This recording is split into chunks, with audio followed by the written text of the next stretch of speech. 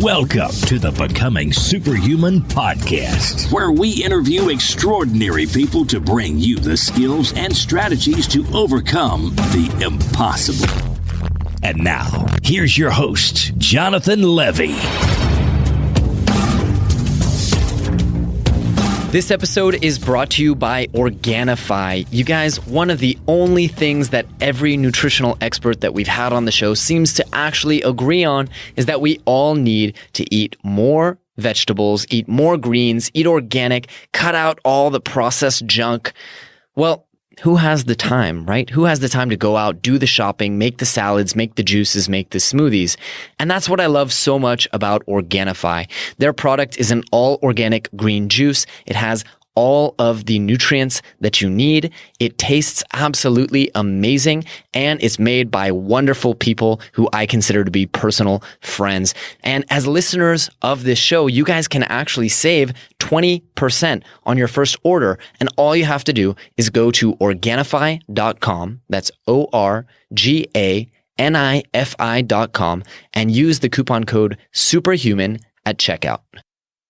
This episode is brought to you by Become a Super Learner, the Masterclass. You guys, if you have ever wanted to learn things faster, to read faster and waste less time reading boring textbooks, if you've ever wanted to have near perfect memory for names, numbers, anything you want to learn, and expand your mind and retain information in a way that you never thought possible, well, then the Become a Super Learner Masterclass is exactly what you've been looking for. It's a 10-week program developed by myself and my mentors alongside some of the world's best memory experts and world record holding memory champions. It'll take you from zero to super learning hero in just a matter of 10 weeks in about 30 minutes a day or less. Now, you can go ahead and sign up for a free trial with no credit card required. All you have to do is go to jle.vi/learn.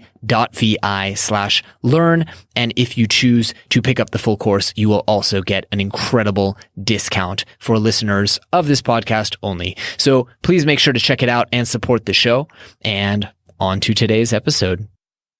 Greetings, super friends, and welcome to this week's episode, which is lovingly provided to you thanks to a review from NB Nutrition of the United States of America, who says, knowledgeable, 5 stars. I love listening to Jonathan and his insight on such interesting topics. There are always great takeaways from each episode.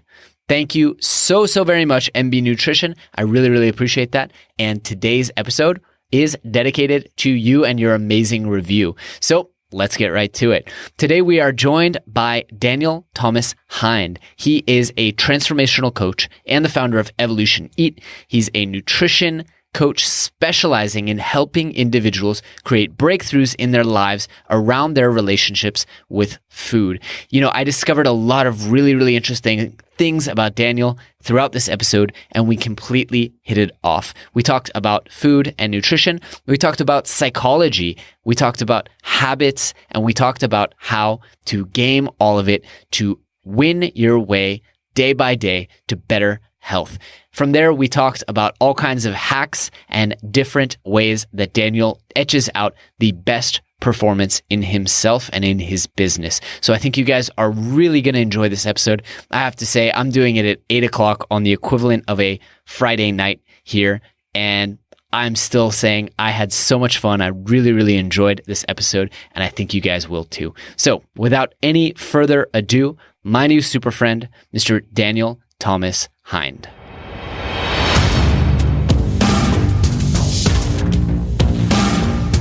Mr. Daniel Thomas Hind, how are you, my friend? I hope you are pantsless. Great start to the interview. Drops the mic. Interview over. Interview over. Jonathan, it's a pleasure to be here with you digitally. I have pants on only because I'm imagining that somebody's going to be coming to the door after our interview, and I would like to have pants on for that. But for context, for anybody who's listening, Jonathan and I were talking before the interview about, living the entrepreneurial lifestyle and how we get to work from home, preferably without pants. And I had asked if we were doing a video interview, and he said, no, it was just going to be audio. So, yes, I have based my life off the idea that I shouldn't have to wear pants for anything that I do. Hey, just getting back in touch with our origins, man. I support that. Absolutely. So Daniel, for folks who haven't heard of you before, who are you? What do you do? How did you get to where you are? Good question. Who am I? We could go many ways with that question, but I'll give you the succinct version. I'm a transformational coach, and I'm the founder of Evolution Eats, which is a nutrition coaching company that's dedicated to helping individuals create breakthroughs in their lives around their relationships with food. So I got to say, I'm looking at your photo right now that we're going to put in the blog post. Mm-hmm. And it doesn't look like you've had a problem with food, but I bet you there's a surprising story as to how you got into this. Tell me a little bit about that. Yeah, there definitely is. So I grew up overweight. Let's say I had an abundant relationship with food, had a great childhood, loving parents, upper middle class in New York. So I had no hardships from a conventional point of view. I was an only child and both my parents worked. And being Italian, my mother, she saturated me with love, and food was part of that equation. So she loved you with the spatula. She loved me with the spatula. I loved food as a result. And a few things happened in my early development. One, I started to associate reward, like Daniel does good job at school, do chores around the house, reward with getting food. And two, being an only child, both my parents working, I had to entertain myself a lot. So food became part of that equation as well. So it's like reward structure, entertain oneself. And very quickly that grew out of hand, and I grew quite large. And so I grew up with this love for food and an insatiable appetite.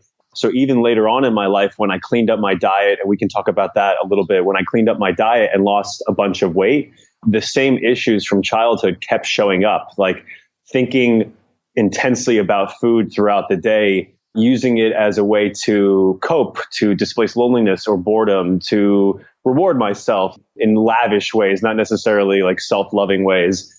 Basically just became my coping mechanism, my strategy to make myself feel good and to also not to stay in, kind of isolate, which is the only child loner in me. So even despite cleaning up diet and becoming successful from the outside, losing weight, looking good, all that good stuff, it was still living with me.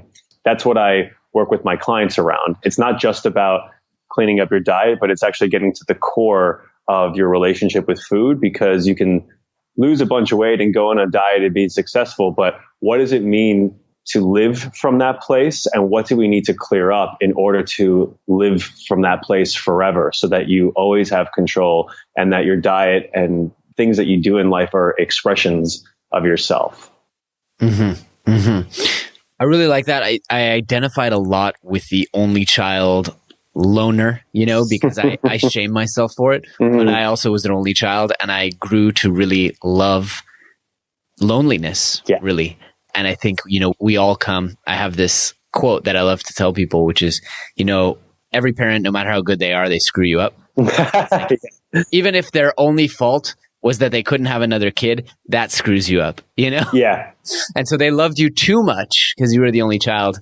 And I think that's really, really interesting. So tell me about this journey, right? So you decide, I have to say, first off, I've seen you're a super fit guy. So kudos, on losing the weight, but more importantly, getting healthy and getting to a psychologically healthy place with food. That's a really, really hard thing for a lot of people. So I want to ask you how you did it. Yeah, thanks. So I appreciate that. I would say 2 steps. One, the first step was cleaning up my diet. Throughout college, I became very physically active, and I was working out at the gym a ton. And to make a long story short, the amount of work that I was putting in, it simply didn't make sense that I looked the way I did. I looked good, but I wanted to be a GQ model on the cover, kind of looking good. And the amount of effort that I was putting in would indicate that should be the case, but it wasn't. So there was that. I suffered from just terrible gut syndrome my entire life, irritable bowel syndrome. And through synchronicity or just the beauty of the rabbit hole of the internet, when it comes across that way, I found a book on living a paleo lifestyle. And for whatever reason, it just clicked. I read it and I started to implement that as a practice. And I lost a bunch of weight. And not only did I lose a bunch of weight, but all that inflammation that I had lived with growing up, all the digestion issues, that went away within months. And it was really that sense of, wow, what I put into my body has a dramatic effect on the way that I feel, not just mentally, not just physically, but like energetically. That was a huge shift for me. I had never had that before. And I grew up, depression runs in my family, anxiety runs in my family. So it was often the case that my mood felt variable. Like I didn't have choice over the way that I felt entering into the day. And so cleaning up my diet was the first time in my life when I was about 22 years old that I felt like I had choice over the way that I felt, my mood. And that was empowering. That was super empowering. So that was like level 1. And level 2 was studying my tendencies and my coping mechanisms, my relationship around food that I talked about a few minutes ago, that even despite cleaning up the diet and cutting sugar and not feeling kind of like possessed by sugar as most of the country does, or my country, America. I know that you're not, you don't live over here, country. But your former country, right? Exactly.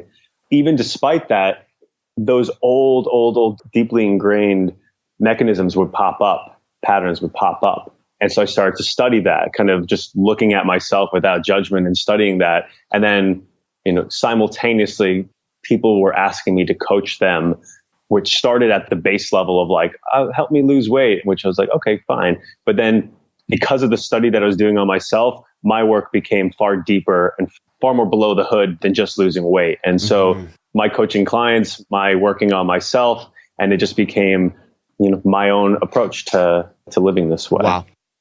I have a lot of questions there. First, that's such a great story for a couple different reasons. One of them, which was the paleo book, just out of curiosity? Yeah, it was Rob Wolf's. I was hoping you would say that. Yeah. Yeah, the first. That's my buddy, man. That's one of my favorite books as well. Just phenomenal. And Rob's been on the show a few times.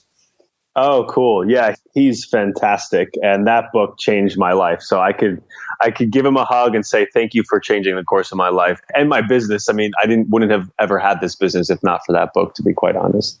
Amazing. And the second question I wanted to ask, I think it's really important that you left out. So I'm going to paint this picture. This might be a super leading question. So tell me if I'm painting it in a way that it isn't. But, you talk about like quantity and having this relationship to food where you just ate whenever you want. And then the fix was like, hey, I needed to clean up my diet and clean up what I ate. And I have to admit, the mic cut out for me for a second. The audio cut out. I hope it didn't cut out for the audience, but my headphones cut out. But in all that, I didn't notice any discussion of portion control or anything like that. And so I interpreted that to mean, when I started eating the right foods, I didn't crave to overeat. I didn't have this desire or this ability to just cram calories in. Did I misinterpret that, or is that pretty much what you found as well? Oh, you did not misinterpret that at all. Losing excess body weight is not simply about balancing calories consumed with calories burned or having to micromanage how much you're having.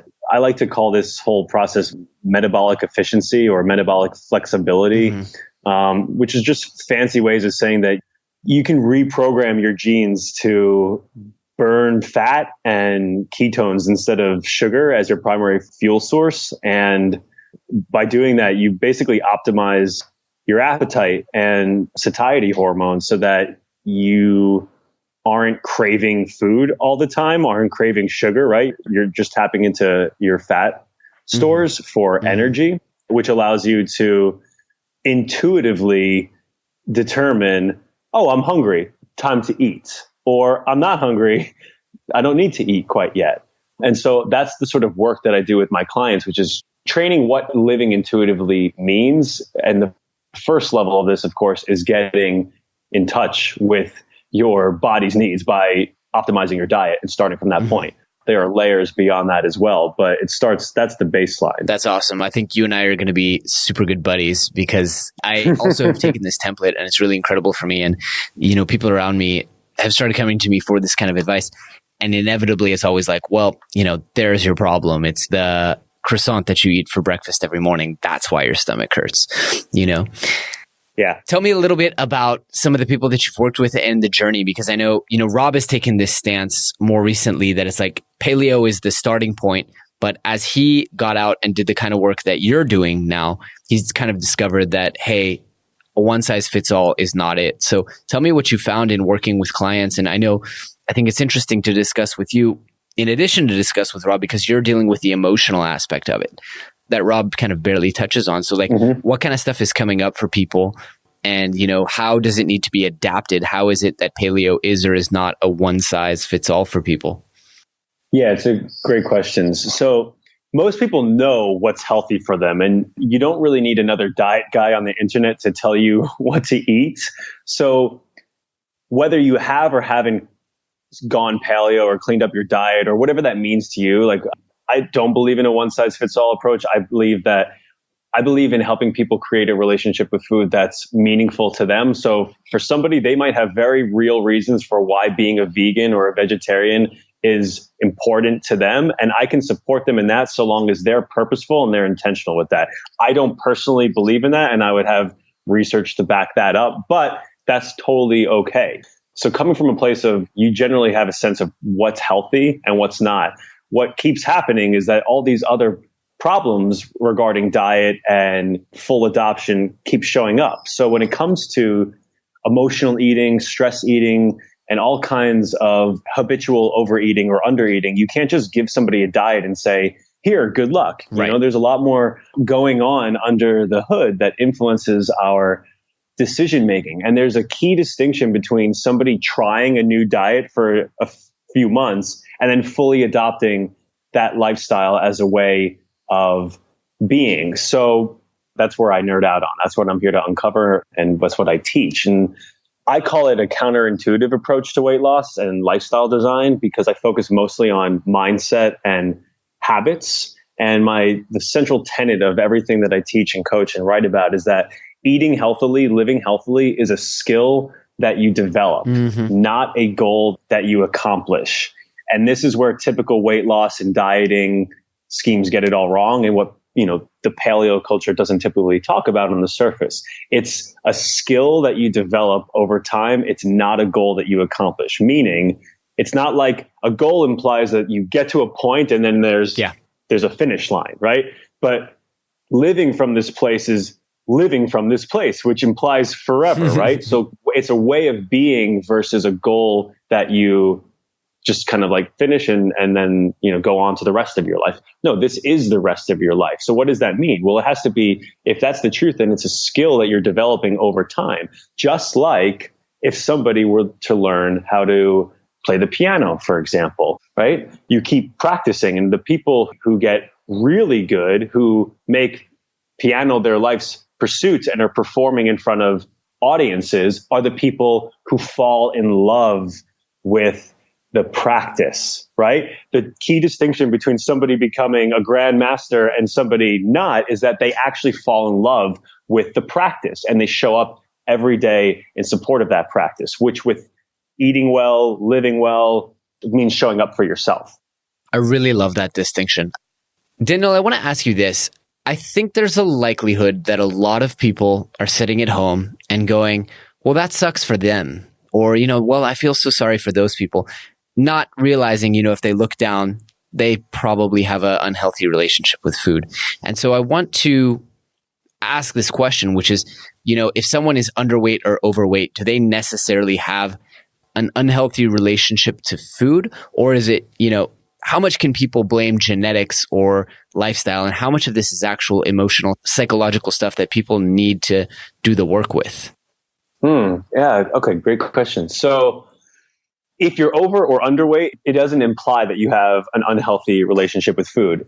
It's how it shows up in your life. So for example, the fact that the dieting and weight loss industry is a many multi-billion dollar industry, and that most people are always talking about diet or focusing on weight, et cetera, et cetera, et cetera, would imply that there's a fascination and a preoccupation with all of this, right? So if you're living from the place of, you're thinking about either how you using these words should, right? Like I should lose weight, I should be healthier, I should think about like cleaning up my diet, I should be exercising more, I should be doing this, I should be doing that. And or if you feel compelled by food throughout the day where you're either like obsessing about it or looking at the clock so that you can eat more, or using it as a way to distract yourself, like you're at the office and there's a candy jar, or by the coffee machine there's like little snacks, and you're repeatedly going over there just to distract yourself, and you're using food as a mechanism to satisfy that. Well, then I would say that there's some sort of dysfunctional relationship there that you might want to look into, right? And then especially if that's paired with this sense of, oh, I should lose weight, or I should be healthier, or I need to invest more into that, or whatever the conversation is that you are having with yourself. So that's part one. What was the second part of your question? Well, just understanding, I think there is an element, and I think that definitely researchers are discovering like really unfortunate stuff about the microbiome. And, it always is, it's a reflexive relationship, because your biome doesn't get messed up by, eating healthfully. It gets messed up by eating Cheetos, and, you get sucked in, and then you get to a point where literally all your body craves is crap, and your body doesn't have the bacteria, and your genes are not expressing in the right way. But at the same time, just like you got into the mess and messed up your microbiota, you can fix it. So I guess because you are the guy around relationship with food and where that meets psychology, I'd love to hear, what you would say to people who say, well, it's just genetics and it's just my age, my metabolism slowed down. This is my father's favorite excuse. Well, at my age, you'll be overweight too. But it's not that, that's a cop out. So I'd love to hear your approach to it. Great. Okay, cool. Yeah, no, there's no timeline to this. You can start working on this immediately. You can start working on this today. Genetics, that's such a trap, because it's like, there's no conversation to be had if you're using that. It's like, oh, it's genetics, I can't do anything about it. It's like, okay, then where are we going to go with that? So I don't accept that. Might you have genetic predispositions that make things challenging or whatever? Sure. But that's not the conversation. For the general person, you can start working on this immediately. And it starts with, as you said, the cleaning up your diet and giving your body the fuel sources that it needs, and also so that your genes are expressing as most efficiently as possible. And that process alone might take a long time. Some people have, a lot of issues that they need to clean up, and there's a lot of health issues that almost all health issues stem from inflammation. And so just think about how many years you've been living a certain way, eating a certain way. People want the fix in like the 30 days, right? And then there's all this marketing around the 30-day cleanup and then this and then that. And that's great as just a start to prove to yourself that you can do it. But that's not to suggest that after 30 days, you're 100% healthy and everything is fixed, right? No, that's just a starting point. And from there, we have to look deeper and deeper and deeper. What are your habits? What are your coping mechanisms? What are your rituals around food? What are your long-term goals? Like, are you preparing for yourself? Like, just time management. I talk with my clients about time management and showing up for themselves, making sure that they're thinking strategically about food throughout the day versus just passively showing up and then eating whatever, right? So there's so much more that needs to happen after we look at the food itself, the diet itself. That's mostly what I talk about. Yeah. I actually just came up with a question for you, because I live in a country where the carbohydrates are particularly delicious, right? Like today, people come in to the office and they've got like fresh hummus and pita and all this amazing stuff. And at this point, I've gotten to the point where my stomach will just hurt if I eat that stuff. But for a very long time, I suffered from I know better syndrome, which is I know better than to eat that. I know what it's going to do to my body. And I know that, I have the beginnings of insulin resistance and so on and so forth. But willpower, right? So I want to ask you, almost as a coach, I want to ask you, like, what do people do for that willpower? I mean, if they aren't in the position, as so many people hopefully aren't, they aren't in the position where they're going to have a diabetic attack if they eat it.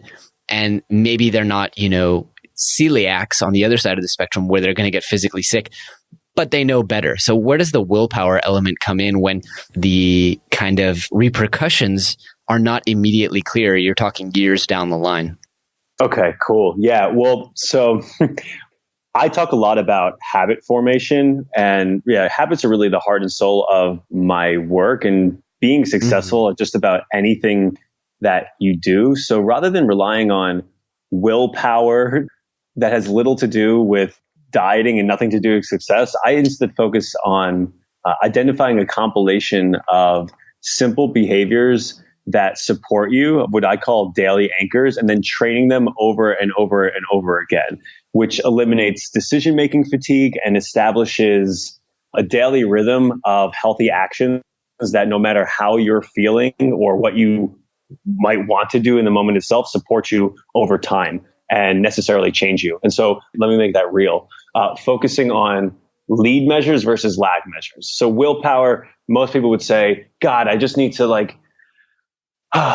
need to eat better and, will myself through tonight somehow. And, it sounds like everything's up to chance, right? Like I just somehow get by. And then they focus on how intensely uncomfortable that is versus the behaviors, the actions, the things that they can do that influence that. So rather than focusing on how many calories you're having, for example, I instead have people focus on how many healthy meals have you prepared for yourself today, whether that means ordering from a restaurant, if you're going to a work event, whether that means ordering delivery, if you're at an office and you just hate preparing your own food, if that means bringing your food to work with you. And if you can answer, I've prepared 3 out of 3 meals and I have a snack on hand just in case. Well, guess what? You have just circumvented willpower because you've already shown up powerfully for yourself. And doing that every day. So instead of focusing on the context that you've been operating in, which is I'm hungry, I'm not hungry, I'm hungry, I'm not hungry. Sometimes it works, sometimes it doesn't work. Sometimes willpower will get me through and sometimes it won't. What if we just changed the context altogether and gave you everything you needed to enter into each and every day, and you only focused on those lead measures, which are having healthy meals prepared, very, very simple, but super effective. And so for all my clients who enter into the day, either having with them their meals that they're eating, breakfast, lunch, dinner, and having a snack, and or knowing exactly where they're going for lunch, or if they were to go to lunch for a work meeting, what they're going to order, very deliberately planning that stuff out, which might seem like a lot of work on the front end and is because it takes effort, but training that over time, it becomes your way of being. It doesn't become this thing that you have to think about. It just becomes your natural habit. And that's a key distinction between somebody who's adopted this for real and somebody who's just testing it, trying it, relying on willpower. Does that make sense? It makes total sense. And as you're going, I'm like, man, this guy knows his shit. Because my whole secret to success for years is I just started with the assumption before I even read Wired to Eat, which kind of reinforced.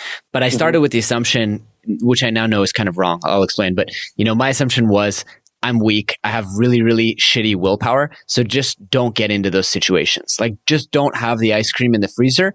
And then, when I crave something sweet, it just won't be there. And it isn't. So I don't put myself in those kind of situations. I don't, if friends tell me what restaurant I want to go to, I intentionally pick somewhere where I'm going to have an amazing steak option. So I don't feel tempted to go for the pasta. The other day I was craving, just dying for something sweet. And the sweetest thing we had in the house was 85% dark chocolate or peanut butter with a little bit of honey in it.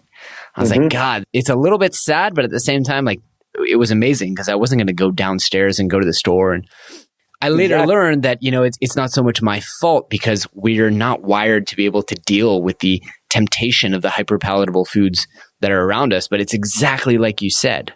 Just don't leave it up to willpower.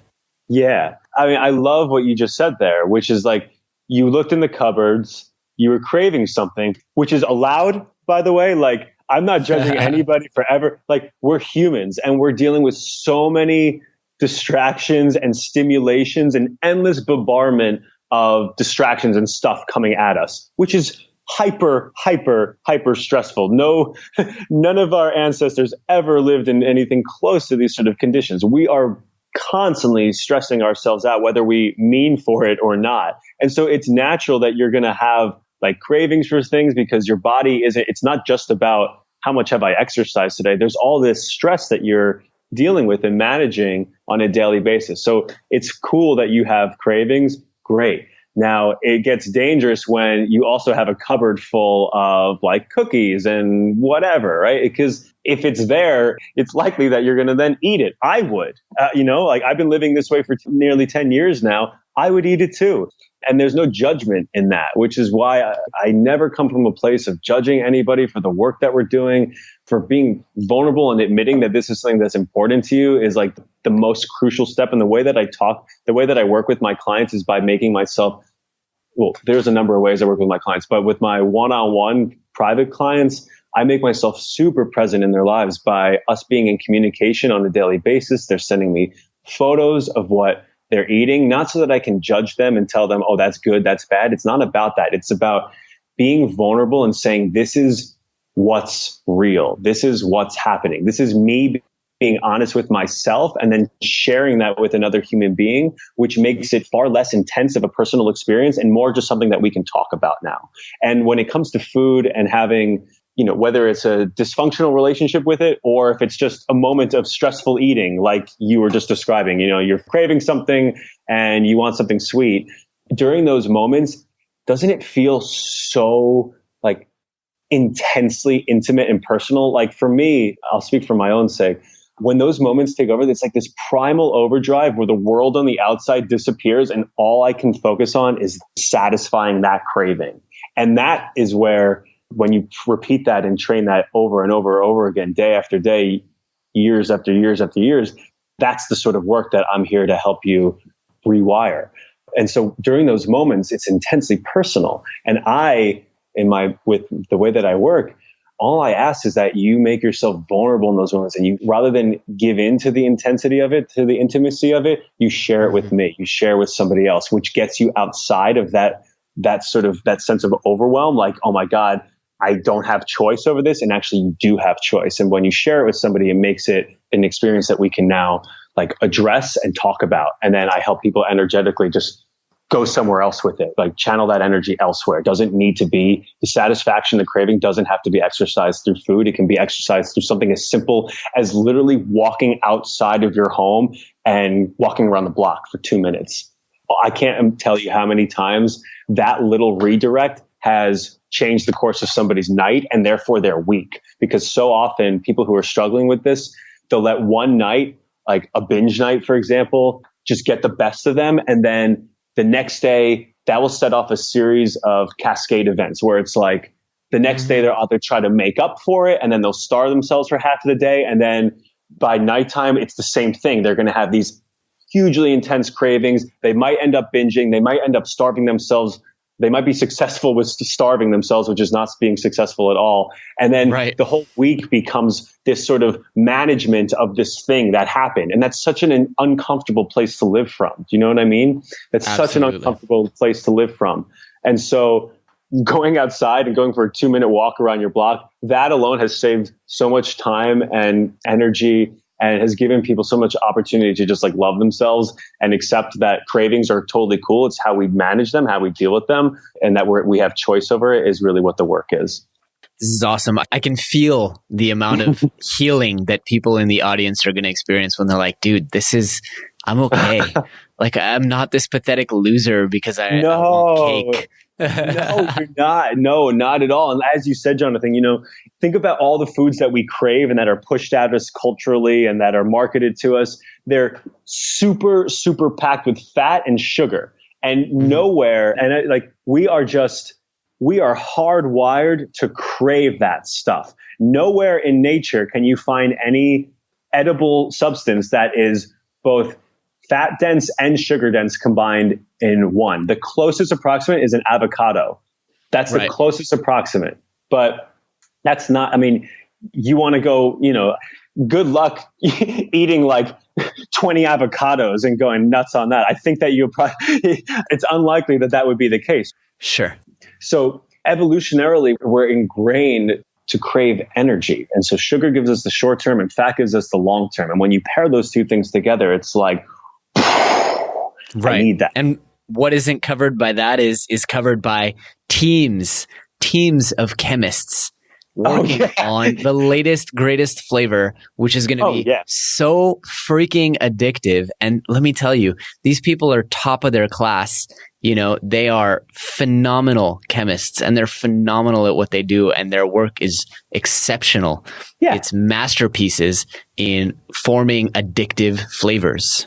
Yeah. I mean, just think about it, how much money, intelligence, time is invested into you losing that game, which is why willpower, good luck. Right. One night you might be successful, one night not. So I don't talk about willpower. And instead, I think of this whole pursuit as, like I said before, a skill that you develop. I use the mastery model as a way of thinking of this as a process, as a way of life, as a life's work. Mm-hmm. That takes time, it takes effort, it takes focus, but it also takes enthusiasm and like falling in love with that process and what that means for you. And it's different for everybody, but that's what I'm really interested in uncovering. Absolutely. Daniel, I don't want to try and get you to give away everything because I know, you do coaching and you do online courses. I do want to ask you one question that I've flip-flopped on for years, and I'm currently in the no side, but for many years I was in the yes side. Mm-hmm. Tim Ferriss has advocated, and a lot of people have advocated, a cheat meal or a cheat day to get rid of that need for the craving. And what's your take on it? I mean, because I don't think it's healthy from an emotional perspective, but I'm interested to hear what your take is on it. Okay. First of all, I'm happy to share everything.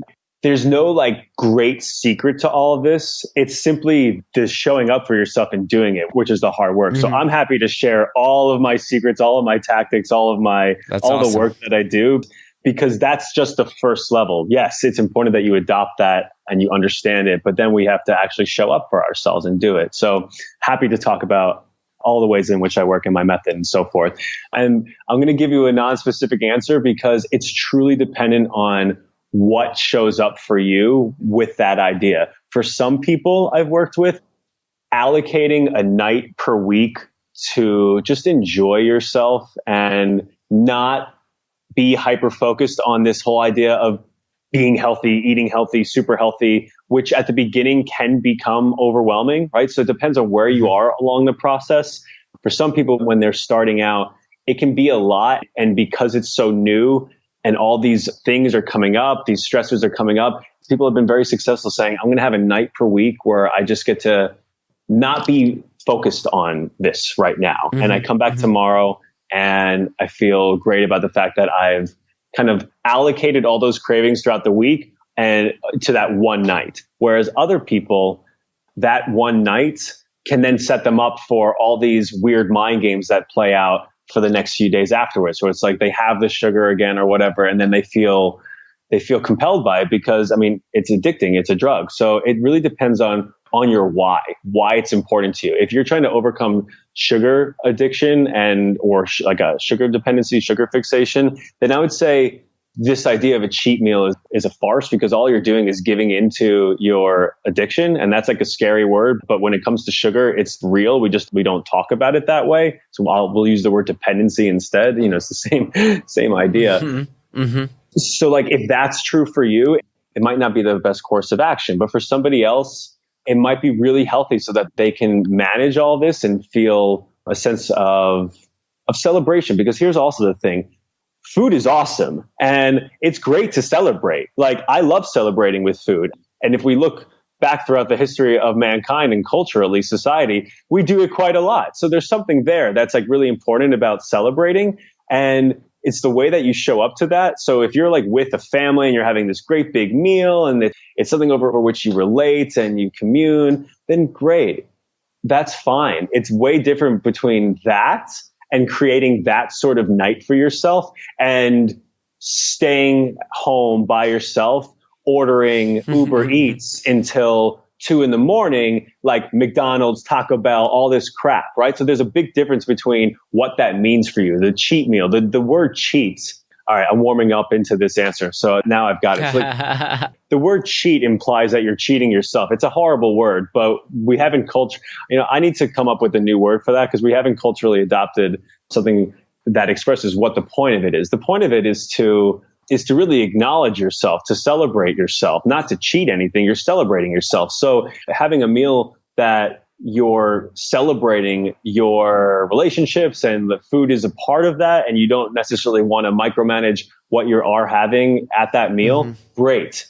Go for it, because food is amazing. And I really love tasty food. Sometimes it's, I don't want to live from a place where I'm judging myself if I have, a bowl of ice cream on a random night, or not on a night where I'm at a party, for example. Like, I don't want to live from that place where I'm judging myself, but I also don't want to live from the place where I allow for having a bowl of ice cream every night, because that's just not important to me. That's not the way that I want to show up for myself. So it's the way that you relate to it and how that fits into your sense of, like, is this an expression of myself or is it not an expression of myself? If it is, and the way that I love myself, great, have it, go for it. And if it's not, and it's really just a way to cope for all the other stuff that you're working on and you don't want to show up, then that's something to look at.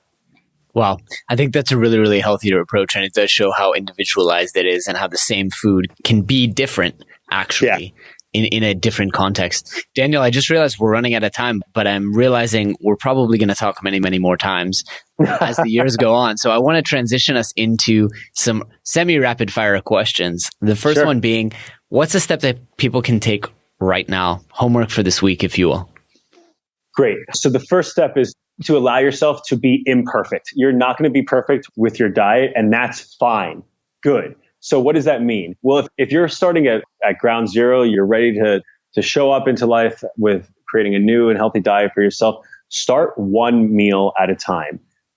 Optimize one meal and then go from there, rather than trying to get everything done all at once. It's really overwhelming, and it's not how you develop any skill. If you look at any other area of life, any other skill that you develop, it's an iterative process, one step after the next, after the next. And when it comes to food and all this, it's hard to think of it as one step because it's a way of being. It's all around us, right? But if we just think about like the moments that you're eating, let's optimize one meal at a time. Get breakfast right. Make that a part of your daily living where you know exactly what you're going to have every day, where you have the items prepared, whatever that means for you. You make it happen consistently for a week, 2 weeks, great. Then move on. Now you have that, great. Now move on to lunch. And if you do that over the course of 2 months, all of a sudden you've radically changed what your diet looks like. And yeah, you might not have lost like 20 pounds within those 2 months, but let's again remember what your goal is. Is your goal to change your relationship with food and build healthy eating habits, or is your goal to lose 20 pounds as quickly as possible? If it's the latter, then you're just going on that seesaw again. So one meal at a time. Brilliant. I think that's a really, really good one. I also want to ask you, what are some other hacks, lifestyle adaptations, or kind of habits that help you perform at a higher level beyond just diet? Cool. I'll answer that in two parts. One, with food, and this is really important that helps me in all areas of life. After every meal, I go for a 5 or 10 minute walk. And the reason for that, and what I train most of my clients to do, is because, especially at night, when you have any sort of dysfunctional relationship with food, when you eat, what you want to do is keep eating. So after the meal is over, when you remove yourself from the environment in which you were eating, whether it's the kitchen or wherever, and you go for a quick walk, you just remove yourself from it and you move your body around, and it activates digestion a little bit more quickly. You get outside of that experience and you remind yourself that you always have choice, and that, wow, I can actually make the empowered choice. And wow, I'm actually the sort of person who's doing this for myself. You feel amazing. And it also just, that sense of amazing then translates into whatever work that you're doing on, so that you can come back to work not thinking about food, not preoccupied with this other thing, and actually just being in the zone. So that's one. Two, having a morning routine.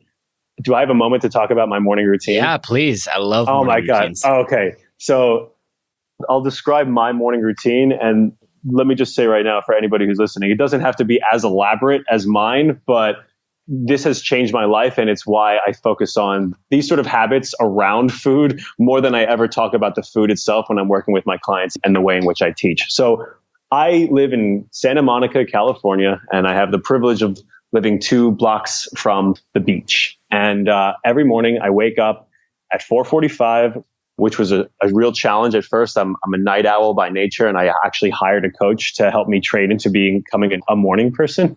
I wake up at 4:45. I run down to the beach. I meditate under the stars, under the moon. It's still dark. And then I jump in the water. And in the summer, it's light. But right now, at this time of the year, it is dark, man. It is dark. And so I face that fear of like, oh my God, what's going to be in there? And it's cold and there's nobody around. And I face that every single morning. And I overcome that challenge every single morning. And the second that I dive in, it's like this just fantastic release for all the shit, all the stress that I was taking into it. Even after meditating, it's early, I'm tired. There's all that stuff that you wake up with in the day that you marinate in your brain, you have conversations with yourself. All that goes away. It disappears as I jump in the water and I play around like a little kid for 5-10 minutes. I don't swim. I just like, it's so cold sometimes that my body just makes these weird gesticulations. The noises that come out of my mouth are ridiculous. It's just like this primal release. I'm sure I look like an utter maniac from the outside, and it's dark, and it's just this extraordinary experience. And I start every day like that. And then I run home and I give myself 2 hours of time from 7 a.m. to 9 a.m. to then work undistracted on what's important to me, whether that's my business or the project that I'm working on. So the point of that morning routine is to actually set me up for the work, that 2-hour sprint of time, undistracted, where it's just me there and I haven't allowed any of the outside world in. And so what this demonstrates is, one, me showing up for myself and actually following through with the sort of person who I know myself to be. And then like the doing that every single day trains me into, whether I believe that or not at the beginning, it's trained me to believe that. Wow. And it's like the lead measure and the lag measure. The lag measure is, I want to wake up. So this is me talking before I adopted this practice. I want to wake up and have 2 hours of time to write in the morning every day, undistracted, where I can work on my business, work on this book that I'm writing, et cetera, et cetera, et cetera. And it's really easy to fall into the trap of just obsessing about that part and then saying, yeah, but how do I do that? Or I can't do that. Or I'll wake up, but I feel distracted. Or I wake up and I'm tired and it's not working. So instead of focusing on the lag measure, I focus on what choices can I take that get me there. And what I worked together with my coach was developing this amazing routine that activates me, that puts me in the empowered position to enter into that 7 a.m. 2-hour zone, fully turned on, ready to work, right? So it's like, what sets me up for that? And oftentimes we focus on the lag instead of focusing on what choices we can make that get us there. That is mind blowing. I can't imagine getting up at 4:45, even for an international flight. I don't think I could manage it, but you've inspired me. I think tomorrow I'll start edging it back. I've been wanting to get up a little bit earlier recently because it is winter, and totally impressive. You know, I realized somewhere along the way, I was like, I asked the wrong person about willpower because that's incredible. Like, what? Yeah, but here's the thing.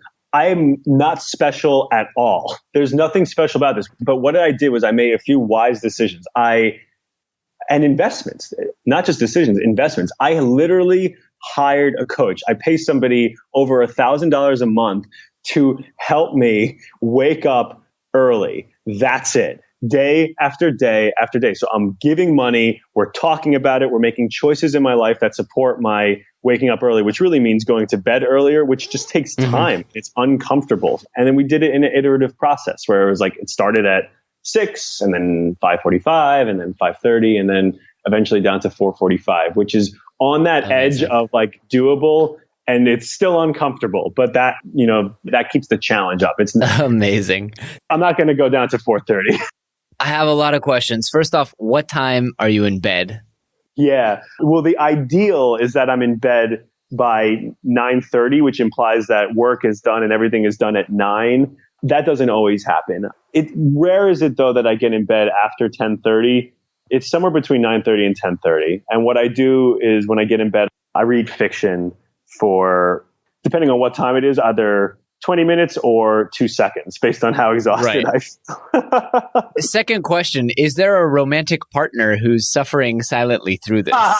No. So you're also talking to a single bachelor who lives obviously by himself. So right. Because last night my suggestion was, babe, let's wake up at 7 instead of 7:30. And the look that I got, I was like, all right, 8. That's amazing. That's amazing. That takes attention, but it's certainly not impossible. It's just how do you guys spend time together, right? It would change the way in which you spend time together at night. You can wake up on an alarm and just hurry out of the room. And I'm totally throwing her under the bus because I could put my alarm on vibrate and I could get up by myself, Sure. There's another variable that you need to consider. And that's fine. Amazing. So Daniel, I want to give you an opportunity to tell us a little bit about your programs. You mentioned you have a book coming. You've also mentioned coaching, Evolution Eat. I know you do a whole bunch of other stuff. So how do people get a hold of you, get in touch, learn more? Cool. Yes. So there are a few ways of working with me or just getting in touch with my stuff. The baseline, sign up for my email list. I send a bunch of emails per week that talk about all the stuff that I'm talking about right now. Like I said, this is my life. I don't even know how it became my life, but this is my life's work. This is what I'm working on. This is what I'm thinking about every single day. And I love to write about it. I love to talk about it. I'm happy to share all of my insider secrets, if you will, because there really are no secrets. So that's one. Sign up for the email list and check out the blog. So I also offer a digital course that dives deep into my philosophy and really sets you up for the mindset and the habits, just how important setting up these habits for yourself are and how it goes so far beyond the food itself, the diet, but like how you're showing up for yourself and how to create new habits in your life and the sort of mindset that you need to get there.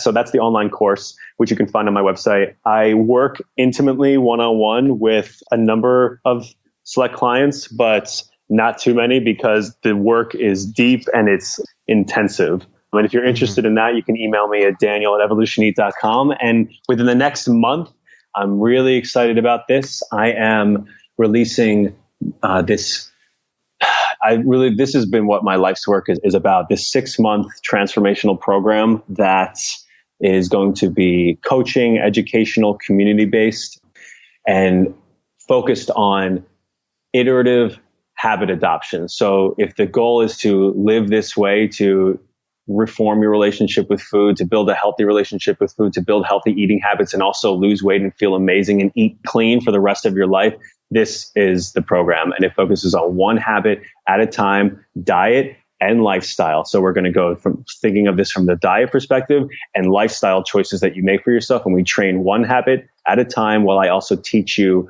all about my method and my approach. And we deal with challenges that come up along the way. You'll have opportunity to work with me through that program, coaching. And I'm so excited about that. We'll be releasing that within the next month. And you can only hear about that if you join my community through the email list. So those are ways to work with me or to get in touch with my stuff. I really invite everybody to reach out. You can email me, like I said, at daniel@evolutioneat.com. I love talking about this. It's what I do pretty much every waking minute of my life. And I encourage you to do that if you have any questions or curiosities.